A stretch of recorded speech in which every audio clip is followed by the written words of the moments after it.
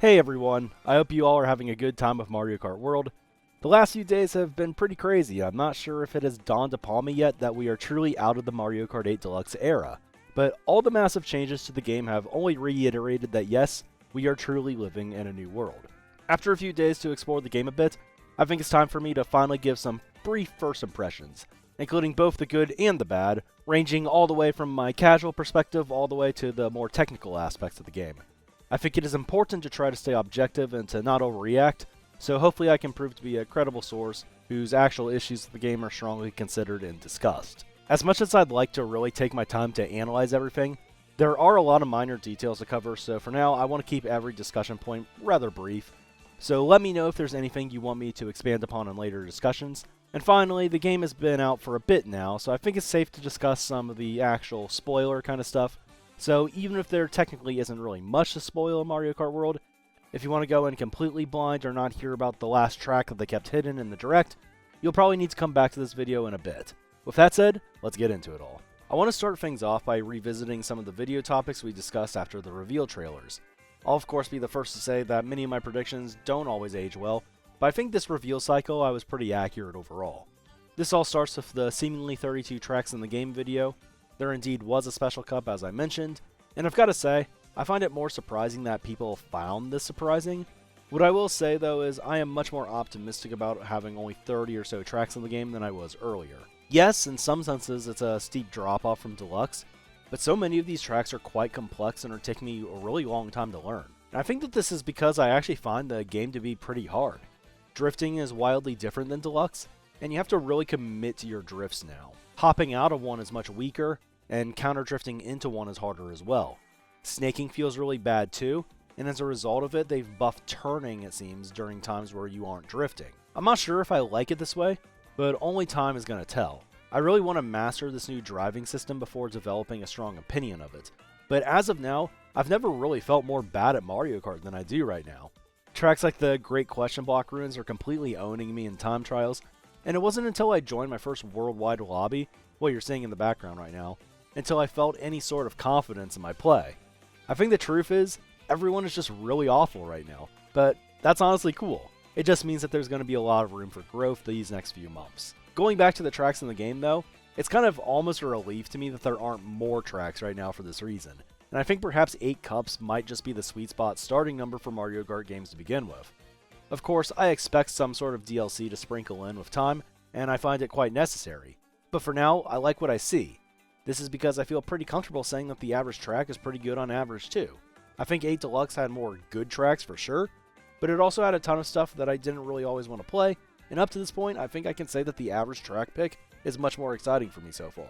Of course this might be the novelty factor of everything, but this is what I feel currently. And I've got to make a comment about Rainbow Road, man. I'll just say, the first time I played this track, I was blown away. I feel as if this truly was the track that fans were wanting Mario Kart 8's Rainbow Road to be. It almost feels like it has some sort of anti-gravity at times. And while I'm not sure if I want Rainbow Roads to get in the habit of being 4 minutes long, I'll just say that this was a magical experience, especially the first time, and I felt that it took great advantage of the track transition feature, making for an epic lead-in and finale. This truly felt like a modern version of N64 Rainbow Road, a track that in my last video, I said really needed its modernization back in Mario Kart 8. This new Rainbow Road kind of proves that theory wrong. Of course, 4 minutes is still shorter than 6 to complete, and given that it's a true sector track, it feels much less repetitive than Mario Kart 64's Rainbow Road, but this course really nailed the idea of being a journey, but not purely just a time for some reflection. There's still some difficulty to it. You can still fall off the track, and in many spots at that. The track has speed modifiers that make it harder to stay on the course. And of course, like I discussed in the music video, they once again used music timing superbly here. I felt almost a little emotional crossing the finish line the first time. I was genuinely floored at what I had just played, and I hope that many of you had a similar experience to me. I'd say I liked plenty of the other new courses too. Right now, Boost Cinema is one of my favorites. It's a really fun idea, and the dynamic music hits all the right spots at the right times there too. I also quite like Dry Bones Burnout, the Great Question Block Ruins, and Bowser's Castle the first go around. But admittedly, I haven't been able to play a lot of these as much as I want. There's still so much to learn everywhere, especially with some of the wall riding strategies out there. And I'll make sure to talk about the courses more in depth later on, after I've played them a little bit more than I have today. That said, the quality of these new courses is kind of making the connector tracks stick out like a sore thumb. In the Knockout Tour discussion we had a few months back, unfortunately I will say that a lot of my concerns I feel have come to fruition. The issue is not actually Knockout Tour itself, but rather the track design that comes with it.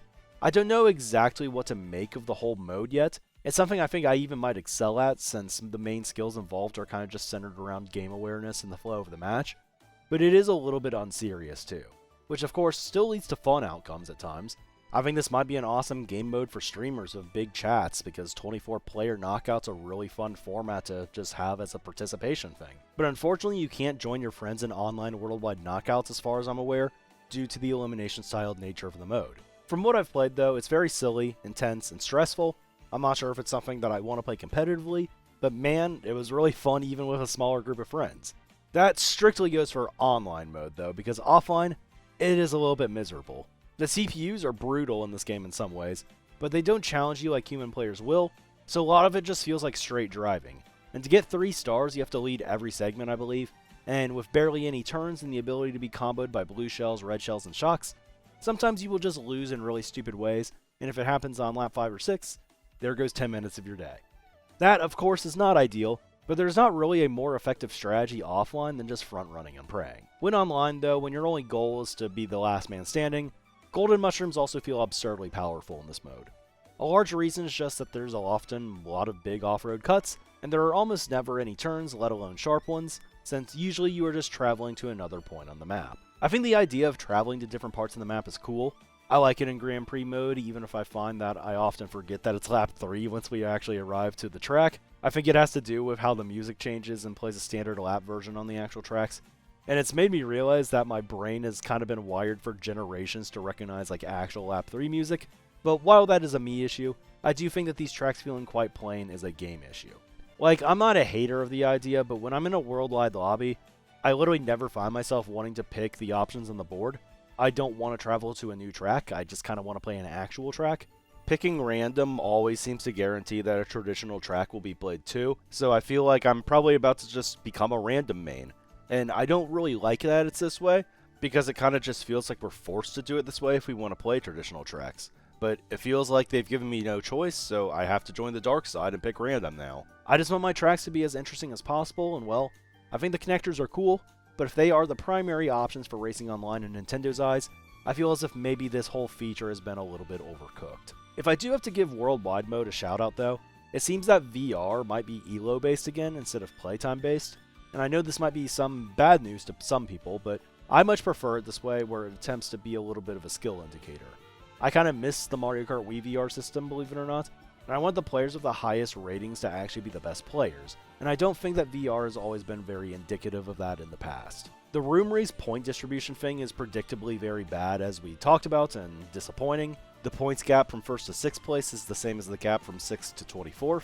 And of course, this is another thing I went into more math-oriented details about before release, and unfortunately I know that this is going to be a contentious topic when the classic casual versus competitive debate is eventually brought up, because it feels like one of those situations where the rational decision for competition does not go hand in hand with conventional game wisdom. As it stands today though, I am predicting that 12-player matches will remain the competitive standard. The point distribution is part of what makes the decision easier to make, of course, but it alone is not why I would guess that this would happen. I think mainly the 24-player rooms is just a little bit too hectic. There's just so much going on in these lobbies. I've enjoyed my time playing them situationally, of course. For Knockout Tour, it's of course the only real way to play the game as well. But 12-player lobbies have felt quite a bit more balanced though, and my first impressions of it is that the game is way less spammy this way. In my first online race, I was in a full lobby of 24 people, and the lobby had plenty of relatively good players, consisting of some big names in the community. And I ended up winning the first race. And it was at a point still where I did not really know what I was really doing yet. It feels like the win happened because nobody else could just escape pack play hell. And in later races I would experience what that was like. One thing I did find funny though, is that players using Piranha Plant I instinctively slowed down around in the pack at first, thinking I was just going to get hit by them. And it makes sense after 11 years of doing this to avoid the Piranha Plant item in Mario Kart 8, so maybe using this character will be the new tech for month 1. Perhaps no item better encapsulates the pack item spam experience than the Boomerang though. This item alongside the Fire Flower were notoriously the most hated ones back in Deluxe, but while the Fire Flower has not felt as bothersome in my experience thus far, The boomerang actually feels far more irritating in this game. The user gets even more throws now, making it harder to avoid, but the real kicker is just that the item feels absolutely awful to pull. This effectively makes the item something literally nobody wants to see at all, whether you have it or you're just trying to avoid it. It provides negative value to everyone involved in its presence. To get rid of a boomerang in this game, you have to use up all of its throws, and I hate this so much. You cannot just chain it at an item set to discard it if need be. You cannot use it and then immediately access your pocket item. You have to wait for it to return, and then throw it 3 more times potentially. And this is awful, because if your second item is something you want to use or need to use, you will have to wait so much time just to get it out. It's gotten to the point already where if there's a wall nearby, I will spam my boomerang at it just so it returns quicker. In Deluxe, boomerangs in a high up spot felt like a blessing. In situations where you had a boomerang and then coin, you could throw your boomerang past an item set, roll a second item with your coin in hand, guaranteeing that your next item wasn't another coin, use the coin, and then get your boomerang back for 2 more throws alongside guaranteed defense. Alternatively, you could opt to just throw it and take a double if it wasn't needed. I loved being able to at least make decisions in this way. Sometimes the decision would be wanting to use your boomerang for all its throws too, but it wasn't forced upon you. It's not always ideal for the holder to do this, and forcing them to do that in this game is frankly pretty upsetting and strictly makes the game more spammy, since people often just use the item to get rid of it when they pull it. I really hope that this gets changed, because this might be my single most hated change in the game, believe it or not. It's not just the boomerang though, because chaining items is a very awkward thing in general too now. You can't chain a Mega Mushroom, you have to use it and wait for the item's effect to play out before using another item, and I find that to be kind of lame. And the same goes for items like the Super Horn too. If you want to use a horn, you need to provide sufficient space to chain the horn ahead of time. Its whole effect must be played out. But if players are forced to do that, it will also just make them more susceptible to chain to reds behind them, as players behind them will be able to wait out the horns a little bit more as they approach the item set themselves. Furthermore, I hate that you can't see Super Horns in the hands of opponents anymore. It appears that the only items that are viewable from opponents are items that you can interact with. Being able to see when a player had a Super Horn was straight up a buff for front-running players, because it was a sign that a blue shell could be countered. It feels as if it's led to a lot more needless hostility up front. I have definitely felt that Super Horns are more common now, but still, the visual cue would be nice. Luckily though, at least mushrooms are still visible. This all kind of feels like the fault of the auto-trailing feature. I don't understand why it must be this way either. What exactly was wrong with players holding their first item in hand? I quite like that feature because it gave the player more variables to work with at any time when looking around or while using rear view. Auto-trailing is also an awful thing for playing in teams. Already it feels like I'm forced to get rid of my defense when it should otherwise be unnecessary, all because it's possible I just trail a teammate on every lap 1 when I'm up front. Perhaps this was a thing so players wouldn't have to hold down the button, but why not just do it like auto accelerate and have an option for this? All in all, it feels like holding coins is even more preferred in this game, just to not trail people you don't want to trail, especially when considering that blue shells get rid of things like banana and green shell trails, while coins are not lost. Speaking of coins though, I'm not sure exactly what to think here. I think it's probably good that they're still here and matter a little, and also probably good that they're less broken than before. So maybe at least how they handle coins is a W, but we'll still see on that. I also don't know if I like how these changes impact the shock meta too though. I've heard only one shock can be in play still, and it is rather common it seems, yet without any visual cues, it is hard to tell when opponents have it as of now, and it makes holding the item for a perfect moment incredibly safe. It's kind of like Mario Kart Wii in this regard, with the ability to be pulled in more spots of course, but how probable it is to be pulled in certain spots will have to be studied again. If the item is most likely in 12th place by far, it could be a bit problematic and lead to the return of lap down bagging again. And I am really nervous about this possibility, and will maybe elaborate on it further after playing more 6 vs 6, but I am nervous because I felt that 8D was genuinely amazing for teams, and that it's possible that this could result in a major step backward for the format. The early silver lining to this is that the shocks themselves do not feel as powerful in this game as in 8D, and maybe part of the reason is just that stars could not be pulled on a whim like they were in 8D. Now, this was debatably a good thing in 8D, as the item system felt calculated in a lot of ways. It made using a good shock pretty hard, I think, because the other team in 6 vs 6 could deliberately soft bag for some stars and make the windows harder to find. But at the same time, it had lots of other negative effects too. I would argue that many 8 Deluxe players were heavily carried by the ability to rely on stars and triple mushrooms in free-for-all settings. So I like the idea that many of these players will not be able to rely on bagging and dodge items nearly as much anymore to consistently perform in free-for-all settings. But when it comes to teams, This benefit might also be negated entirely since being behind the shock user seems to grant you a free shock dodge in a sense. I know people always complain about golden mushrooms in Deluxe, but changing up the ecosystem too much can have some devastating effects if you're not careful. The golden used to act as the item that prevented players in the back from mindlessly chaining dodge items over and over again forever. But now, if you have a golden and dodge the shock just by virtue of being behind the shock user, the impact is even more powerful because you didn't have to use a resource to even dodge the shock. We discussed how buffed this item was already, but quote, fixing it by buffing it in these ways may lead to very undesirable outcomes in my opinion. But time will have to tell on this one. The game does feel more similar to Mario Kart Wii for better or for worse. Many fans will say this is a good thing. It does bring back some cool things like the respawn boost, losing items when falling off, and perhaps there's a heavier emphasis on pulling off risky shortcuts with all the new rail tech and all of that. Many of those things are good, but I am severely worried about the shock changes as it stands. Perhaps this game has patched out some of the undesirable parts about 8 Deluxe, but you have to ensure that you don't swing too far in the other direction as well, because 8 Deluxe definitely had things worth keeping too. One of the minor changes that I really hate is the new arc for throwing bananas. The gliding has already felt very rough in this game compared to Mario Kart 8, but this kinda does the gliding no favors. I feel like playmaking with bananas and even bombs has been made substantially harder. It felt as if you could really aim these items with a lot more precision back in Deluxe, but now it feels like they practically go immediately to the ceiling when thrown. And I don't really get this one at all, especially since the new right analog stick camera seems to be there specifically to give you more options when throwing items like this. This is a complete head scratcher, and I don't know why they wanted to change this. At the very least, I have not been hit by really any lag trails in this game or invisible items like Deluxe was known for notoriously early on. As a matter of fact, the netcode feels substantially improved so far, so that's a positive. Maybe this is a result of less snaking, but I doubt that's entirely the reason, because in Deluxe it felt like I would consistently be trailed by stationary targets even, and I have not felt that so far in this game, and that is a bit of a relief. One thing I'm interested to see is how rails will impact the game's meta online. At first I was worried that they would create some free front runs as players would be able to trap on these rails and perhaps make it so only they can take them, but this could get really interesting too, as there is built-in counterplay since you can hop on the rails or flip off them or over to new ones. In a match yesterday, somebody tried to back me with a banana on one of these rails, but I was ready for it and just hopped over it, and that was pretty cool. I think it's going to end up being very important to understand how these rails work. The best players are going to have to know how to drive with and without them, or switch strategies on the fly to an option that may not be optimal in time trial. And understanding options is a great thing to have in a game like this, and it is my hope that this will be a pretty deep mechanic. It looks promising though. One thing I don't know if I like yet is weirdly the character and cart balance too, and it should be noted that I think this is going to be an unpopular take.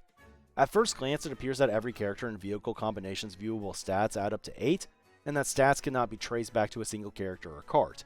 For instance, Bowser might be 0.25 speedier than Wario on Vehicle A, but he might also be the same speed as him on Vehicle B. Of course, the flaw in all of these setups summing to 8 is that not every stat is created equally. Speed traditionally has been more important in these games than the other stats. In Mario Kart 8 Deluxe, that was kind of balanced out by the mini turbo stat, which was hidden, and for all we know, it might still be a hidden stat here as well, that messes with our read on what Nintendo is going for here, but as it appears currently, handling appears to be that balancing stat. On Airship Fortress, for instance, characters with high handling appear to be much faster, but on courses with less sharp turns, I think Bowser might be the best. The thing is, the high handling characters usually tend to have good acceleration too, I believe. This will be an advantage that they will have on their good tracks that Bowser will not have on his good tracks. The question then becomes, is the weight stat as important as acceleration when balancing this all out? Because both the weight and acceleration stat are just going to be useful on every type of track. But I guess we will have to see.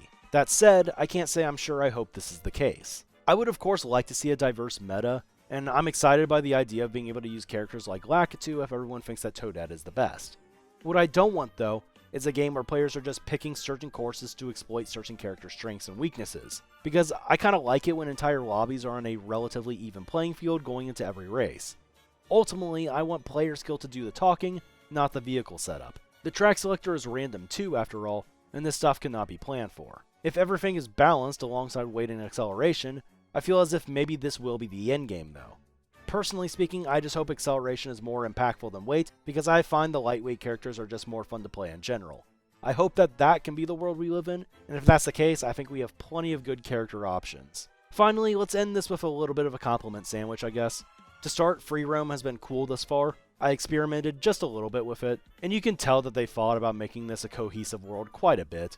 The tracks all feel so naturally placed, and the parts of courses that aren't driven on ordinarily fill in the holes that we used to only have to imagine ourselves. You might have thought back in the 90s, what are beyond the walls of Wario Stadium? But now, you know. Learning how to play the tracks is obviously a priority to me right now, but I am excited to go out and collect everything eventually and over time. And I love that now in matches, when waiting on that one guy to join the room who shows up 10 minutes later than everybody else, I can just work on the single player content now. The only thing that bothers me with this is it often feels as if Nintendo is so close yet so far on some things. I'd love to just play this entire mode online with friends, and it feels like we very nearly can. But from what I've seen, P-switches that I can see offline are not present when playing this online, and that kind of just sucks. Part of the appeal of free roam is being able to do a bunch of different things at once, collecting multiple different types of things, and I guess getting lost in the world. If I can only do like 80% of the things with friends, that is kind of just a massive buzzkill. In my eyes, it breaks the immersion. Like, yes, I know the missions have some different rules than normal roaming, but like, come on, make it work. Having to traverse the entire map again just to find only P-switches sounds kind of lame, and it feels like now if I just want to explore with friends, I'm just going to have to look up the P-switches later and track them all down afterwards, and I just wish it wasn't this way. It feels as if questionable decisions like that are just made every time a new game appears. Whether it's missing single player versus mode, missing stats pages, taking out the timer in races, or removing split times for records and time trial modes now, that stuff is just disappointing. It feels like they just spin a wheel ahead of every game to decide which staple features are going to inexplicably be removed for no reason. And that just kinda sucks. Why did mission mode have to even have a hiatus to begin with? It just doesn't really make a ton of sense to me. I know a lot of these things take time, but that's kind of the expectation when you're a franchise as big as Mario Kart. Anyway, second compliment. I want to gush about the soundtrack because my goodness, they really went all out on this. It's not even the racetrack sounds, it's that they seemingly remade every song in the series, and plenty from the main series as well too, to accompany you during free roam and the menus, all of that. It feels as if there's always something new going on in the background, and it makes even the act of menuing feel fresh. It's genuinely my favorite new thing about the game so far, and all the remade music is pretty chill, I would say. They don't really take the focus away from your roaming, but they are so pleasant in the background, and there's so many of them to prevent things from going stale. I think it's pretty likely that you guys are going to start hearing a lot of them in the background of my upcoming videos. Throughout scripting this video, I've just had it on in the background pretty much the whole time, and it's not getting old. And this is genuinely so awesome. There's not much else to say about it, but I just had to shout this out. I'll definitely be taking note of my favorite songs for later on, and seeing if I can find any patterns in the soundtrack list as well. Perhaps there are some hints to uncover in it. But anyways, I think that should cover about everything for now. I don't want to make this too long, of course, because I'm having so much fun playing this, and I think it's time for me to get back to playing. So if you enjoyed this video, make sure to hit the like and subscribe button for more thoughtful analysis on Mario Kart World down the road, and I hope to see you all next time.